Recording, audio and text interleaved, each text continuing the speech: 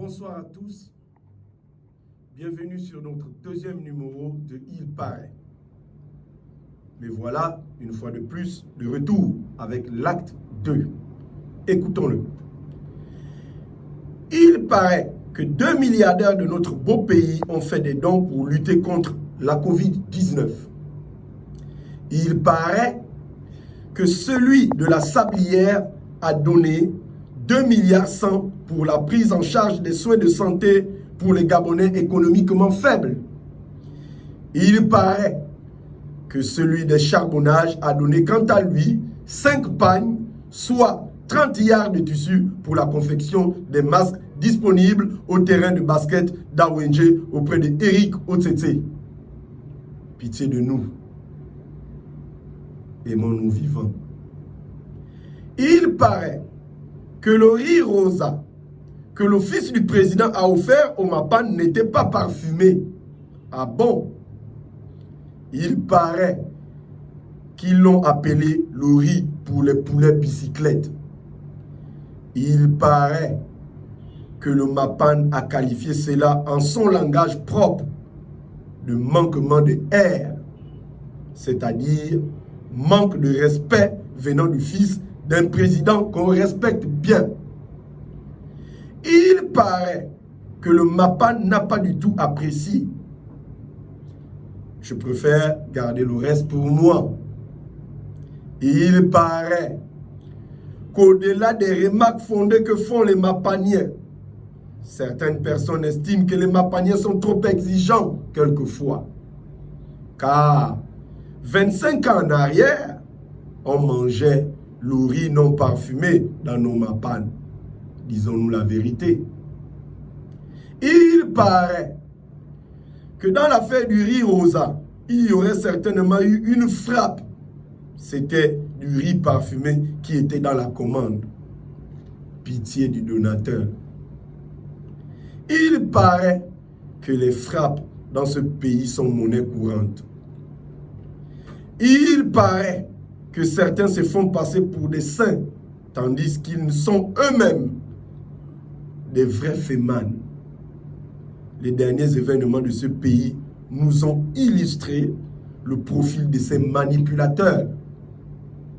Il paraît que les milliards donnés par le président de la République ne peuvent pas payer la facture d'accouchement de la jeune compatriote bloquée à la clinique 5 Palmiers. Il paraît que ces milliards sont réservés pour les frappes habituelles. C'est pourquoi sa maman est passée à Gabon TV pour solliciter le soutien d'un peuple affaibli par les effets du confinement. Et dont nous vivons une fois de plus. Il paraît que le copil n'est pas transparent. On découvre trop de choses par les réseaux sociaux. Il paraît que tous les soirs, il nous annonce une trentaine de cas et nous ne savons jamais combien de personnes ont été dépistées dans le Grand Libreville, à Port-Gentil, Lambaréné et Bitam. Il paraît que le dépistage massif n'est pas aussi massif qu'on nous l'avait annoncé. C'est encore une frappe, bien frappée. Vous vous mentez à vous-même. Il paraît que 2 mois après la découverte du patient zéro, le copil a enfin décidé d'aller en conclave avec les scientifiques gabonais.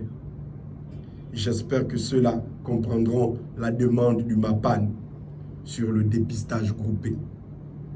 Il paraît que la stratégie de communication est à changer. Jusque-là, le message a du mal à passer chez les populations. À chacun son métier. Je sais qu'on a des bons communicants et même des bons journalistes dans ce pays, capables de pondre une bonne stratégie de communication. Alors, faisons-leur confiance. Il paraît qu'on a des télés de référence. Mais où sont les plateaux avec les journalistes et les hommes de science? Il paraît que le professeur Piebi, OUB a un médicament qui marche, pourquoi le COPIL et son comité scientifique ne se bougent pas pour vérifier? On a l'habitude, les autres avaient fait pareil avec l'immunoreste de Donatien Mavungu. Que Dieu ait son âme, on n'est pas prophète chez soi. Il paraît qu'on a marre du confinement. Nous voulons plutôt le dépistage groupé et vaquer à nos occupations. Il paraît que les policiers ont décidé que dans les taxis, la place avant doit rester vide. Où est la différence avec les autres véhicules? Où est la cohérence avec les pick-up, une cabine, quand la distanciation physique est la même? Il paraît que le COPIL a attendu 3 semaines après la décision du port du masque obligatoire avant de nous fabriquer un tutoriel à base des images découpées par-ci et par-là, nous expliquant comment coudre son masque et comment le porter. Il paraît qu'on ne nous a pas encore montré comment porter son masque ou encore l'enlever ou le stériliser. Débrouillons-nous vivants. Il paraît que le MAPAN avait bien une longueur d'avance sur la fabrication des masques en tissu et toutes les consignes liées à l'utilisation de son masque. Il paraît que ce pays détient le meilleur record et quelques titres de champion du monde de la marche en arrière, communément appelée la charrue avant les bœufs. Il paraît que le gouvernement a annoncé il y a quelques jours une commande de 1 million de masques et a déjà multiplié la commande hier fois 2.